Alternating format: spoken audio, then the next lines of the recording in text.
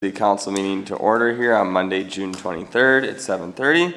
We have a few things on our agenda today. We have discussion about trying to possibly approve an out-of-class pay for Cheryl for an employee, approving a revision to a job description, and then receiving an update on additional pending litigation.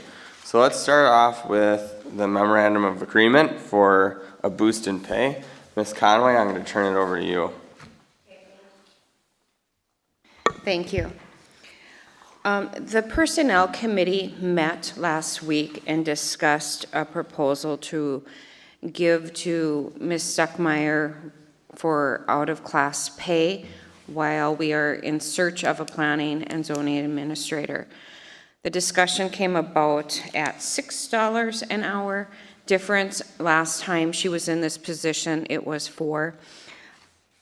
Upon reviewing that further, I believe we should do a true out-of-grade pay, and that would be an equivalence to Paul's salary. So it would be $7.17 per hour. I did visit with Ms. Stuckmeyer. She is consulting with her union rep, but this has been as a baseline proposal pending council outcome. Okay, cool. Is there a reason why the union would object? Yes. Because She's doing the work of two people, but I had to refresh them that out-of-grade pay means that she is stepping into an upper class, assuming all those responsibilities as well. I believe that we should halt any ordinance changes during this timeline so that additional duties would not fall upon her. I think that would ease some of the concern. No, I think you're right. I agree. And I think the 7-7, right. I think the 717 is a good base.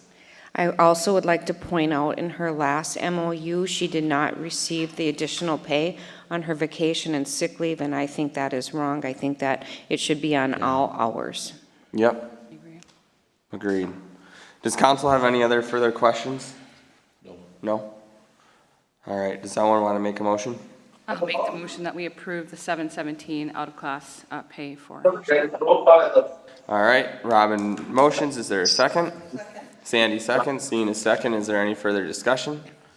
Seeing no further discussion, those in favor of approving the base pay signify by saying aye. I will do a roll call. Oh, sorry, because Jamie's gone. Yep. Robin? Yes. Bob? Yes. Jackson? Yes. Sandy? Yes. Jamie? Yes. Motion passed. Next, it looks like we have the changing of the job description for the planning and zoning administrator to planning and zoning director. So I'm going to once again turn that over to you, Ms. Conway. Thank you.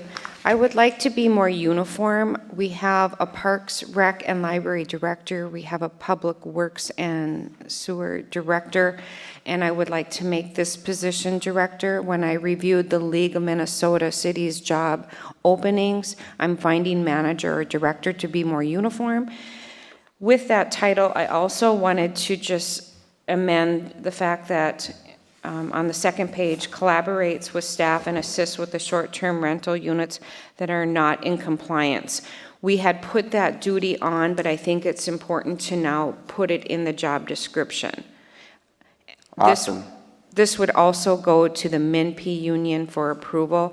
I've started conversation with Mr. Ditch as well, but he has to present it to the rest of the union members. Are we still going to keep Jen in the loop on the short-term rental stuff too? This is just for non-compliance, Okay. and if Paul's Yep. position would have to go and check something out. Okay. Does council have any further questions on that? I do. Go ahead. Just on the description of work, the planning and zoning, change that from administrator to director, the first Oh, yes. sentence. Thank you for pointing that out. Good catch, Robin. Does any other council members have any other further questions? Seeing no further questions, is there a motion to approve? Sandy moves to approve the job description and the change of the title. Bob seconds. Those agreeing with the change signify by saying aye. Oh, sorry. Sorry. Bob? Yes. Jackson? Yes. Sandy? Yes. Jamie? Yes. Robin? Yes. Motion carries. Next on the agenda is an update on some possible opposing litigation. Ms. Conway? Thank you. I had a conversation with our attorney on Thursday, and it had to go to the league for our counsel.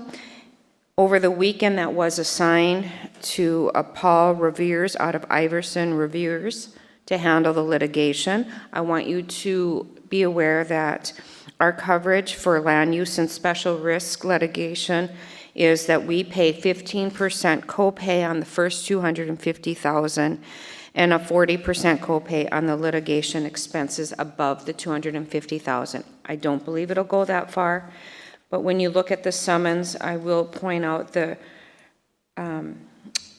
under count 1, the mandamus, that's where we could be held up because we did not reach the 60-day requirement.